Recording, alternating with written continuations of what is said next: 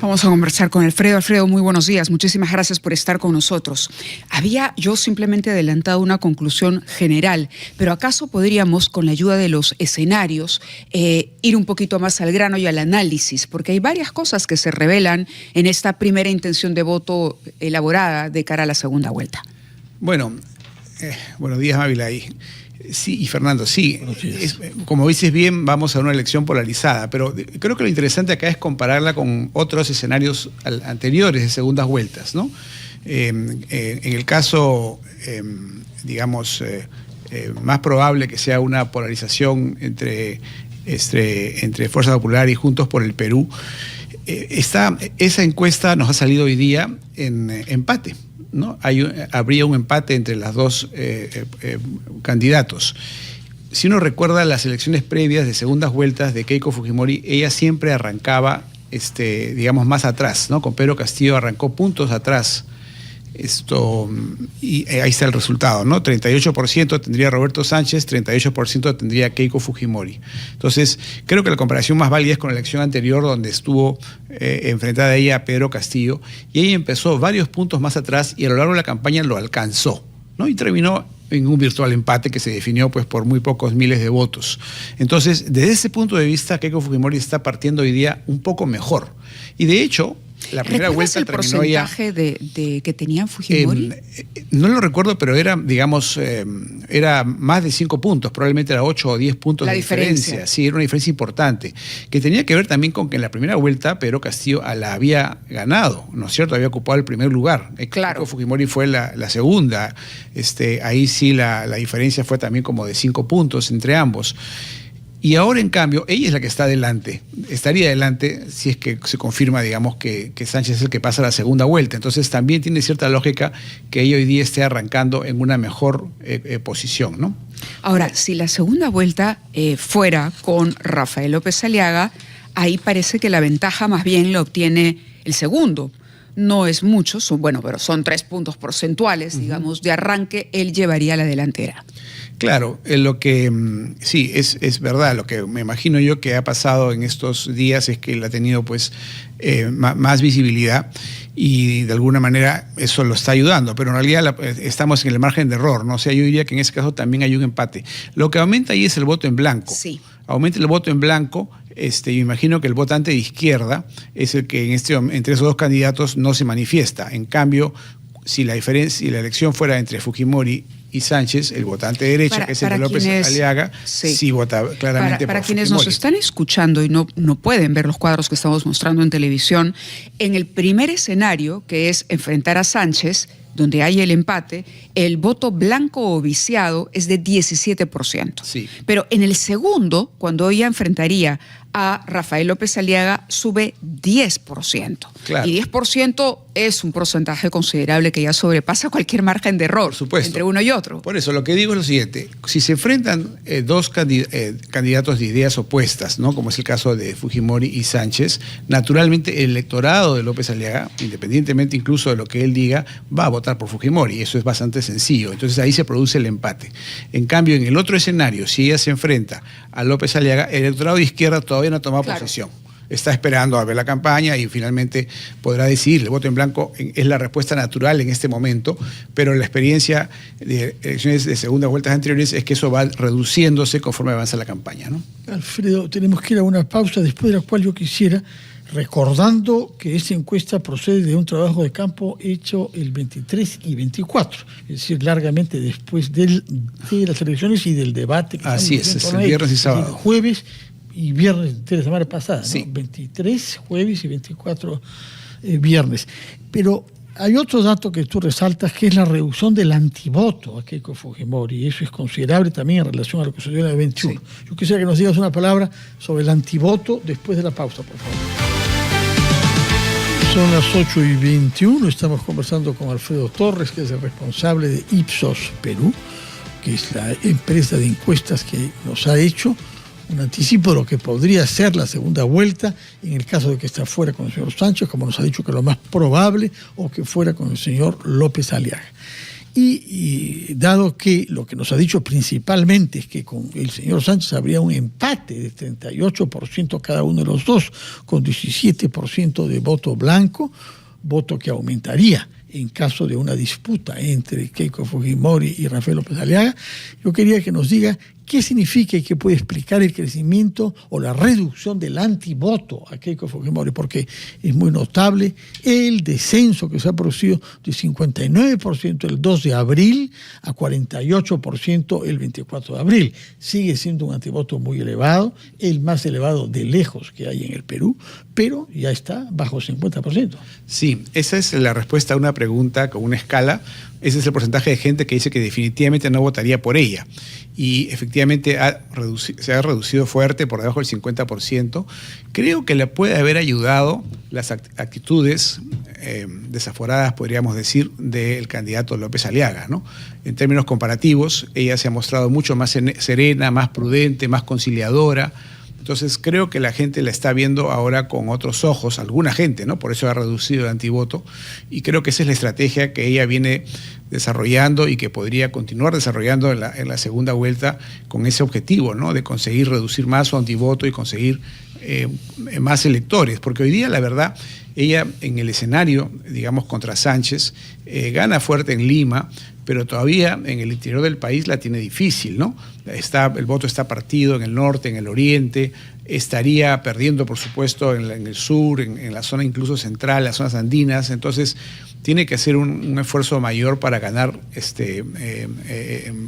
respaldo, y eso pasa por justamente reducir su antivoto, ¿no? Claro, lo que es interesante, además del resultado de lo que dices, de la manera tan clara como se puede establecer geográficamente un bolsón electoral, es que esa fractura existe. No es solamente información para los candidatos, es información creo que valiosa para todos, porque el próximo gobierno, cualquiera sea, va a tener un país así de fracturado. Y cuando uno analiza los números simplemente y le da una mirada al cuadro, te saltan los números, es clarísimo. Sí, y tiene que ver mucho con el pésimo desempeño del Estado, ¿no? Que no funciona como debería, pues lo fundamental para los sectores de menores ingresos, que es educación, salud, seguridad, ¿no? Entonces, cuando no hay digamos, elementos para estudiar en las escuelas, a veces no hay ni baños, ¿no? O no hay medicinas en las postas médicas. Entonces, es un tema de eficiencia de gestión, no necesariamente de izquierdas y derechas. Recordemos que Fujimori padre sí fue popular en esas zonas, y antes de él, Belaúnde, Fernando, simplemente por hacer un mejor trabajo de gestión pública en el interior del país, ¿no? O sea, yo no creo que sea necesariamente un tema de identitario o de izquierdas y derechas. Pero añadirías a esa reflexión, Alfredo, lo que ocurrió durante los inicios del gobierno de Dina Boluarte y la manera en que, por ejemplo, prácticamente se dijo, bueno, vamos a poner control, no más marchas, estado de emergencia en el sur. Es decir, esa manera en que ni siquiera se produjo la intención de establecer algún puente, y que se quedó congelado en el tiempo. Desde que eso ocurrió, ninguno de los otros presidentes que hemos tenido ha tratado de pronto establecer un puente de comunicación siquiera con esa población. Sí. Eso fue claramente mal manejado, no se esperaban probablemente esa reacción. Quizás sí había una coordinación previa para apoyar el intento de golpe de Estado, lo que hizo Pedro Castillo con sectores radicales, ¿no? Como estamos viendo ahora que apoyan a Sánchez, me refiero al antaurismo, ¿no? O incluso gente de lo que era Movadef, etcétera. Entonces hubo algo de organización, porque si no, no se entiende cómo pues atacan aeropuertos y incendian edificios públicos. Pero la reacción del Estado fue muy débil, y eso también creo que es una deficiencia de nuestras Fuerzas Armadas y policiales, no haberse preparado adecuadamente para ese escenario, y claro, al verse sobrepasadas hubo una serie de muertes injustificadas, ¿no? Abusos. Queríamos conversar también contigo a propósito de un artículo que has publicado titulado Lodo Político en Perú 21, ¿no? Y que tiene que ver con la interpretación que ustedes hacen, y por supuesto cuando ponen los puntos sobre las IES, sobre una serie de cosas que se han dicho con relación a Ipsos, ¿no? Por ejemplo, esto de que Ipsos es parte de la mafia del Foro de Sao Paulo o del Grupo de Puebla, por ejemplo, por parte sobre todo de un candidato a la presidencia de la República, que incluso tú preguntas si esto es producto de la exaltación del momento, de la ofuscación y de la frustración, o si ya va un poco más allá. Sí. Bueno, algunos psicoanalistas y psicólogos con los que he conversado después de publicar el artículo me dicen que pueden ser las dos cosas. O sea, lo que yo sostengo en el artículo es que aquí ha habido una estrategia de manipulación, digamos, de las comunicaciones, ¿no? Que se conoce como la estrategia de la posverdad, ¿no? Que es producir una serie de mentiras que parezcan verosímiles y confundir, digamos, a la ciudadanía y al final, digamos, en esa confusión ganar, digamos, argumentos a favor de una cierta narrativa que lo que quiere es tomar el poder, ¿no? Y después retenerlo, por supuesto, ¿no? No es una estrategia que sea inventada en el Perú, se hace en muchas partes del mundo, lo hacen generalmente líderes de un perfil autoritario.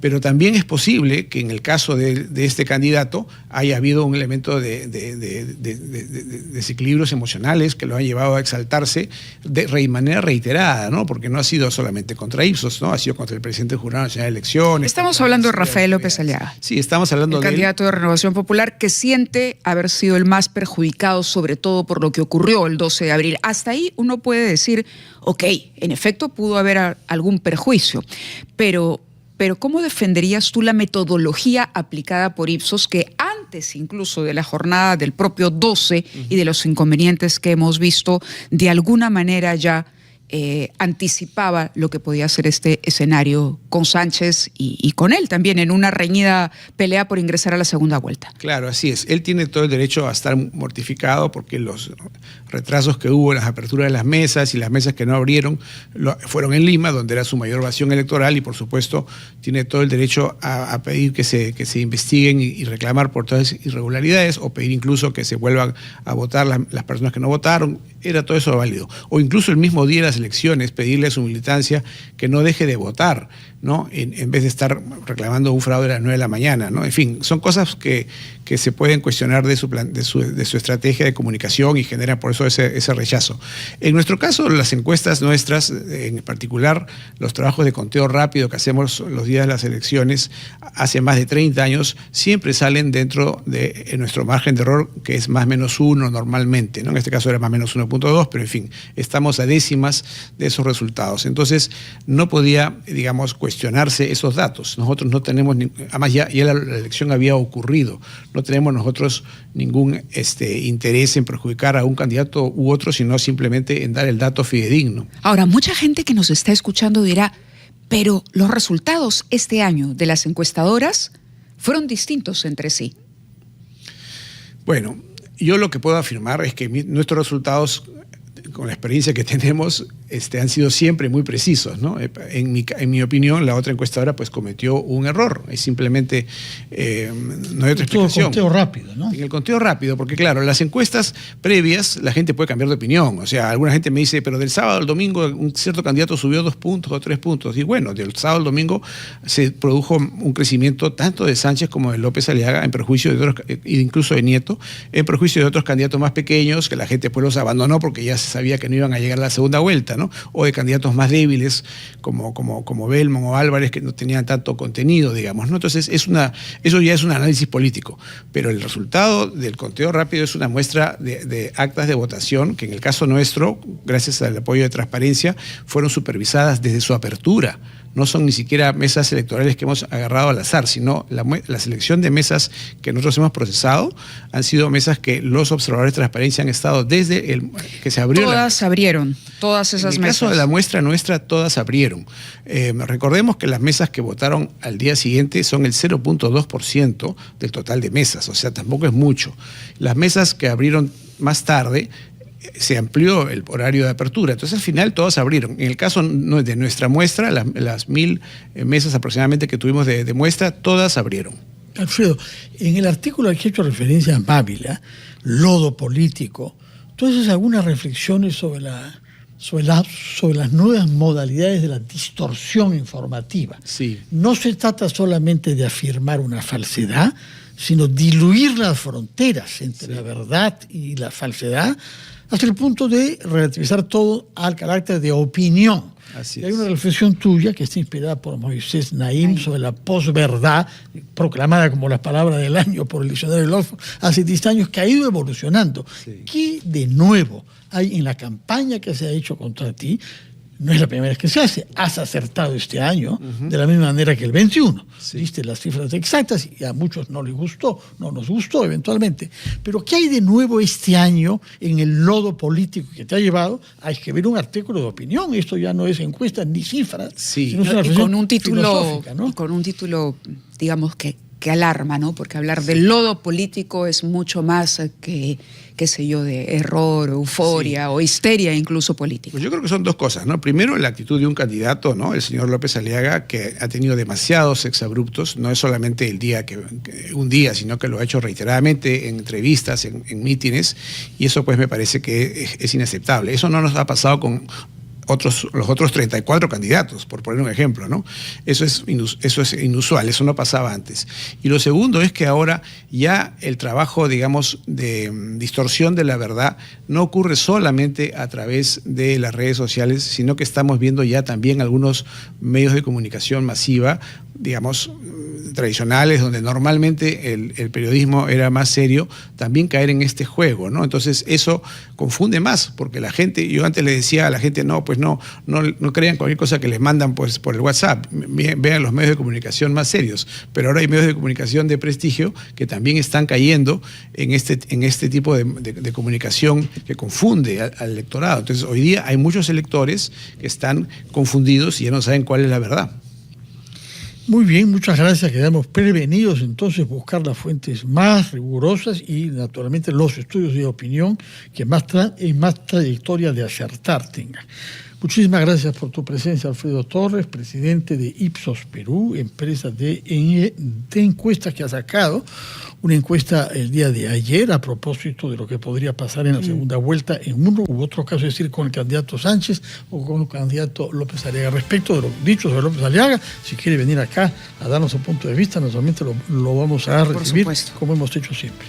Gracias, Alfredo. Y bueno, nos consta, creo que nos hemos visto en varias jornadas electorales, hemos visto sí cómo era esa precisión de Ipsos, por lo menos de mi parte, lo tengo clarísimo. Muchísimas gracias por haber estado con nosotros esta mañana.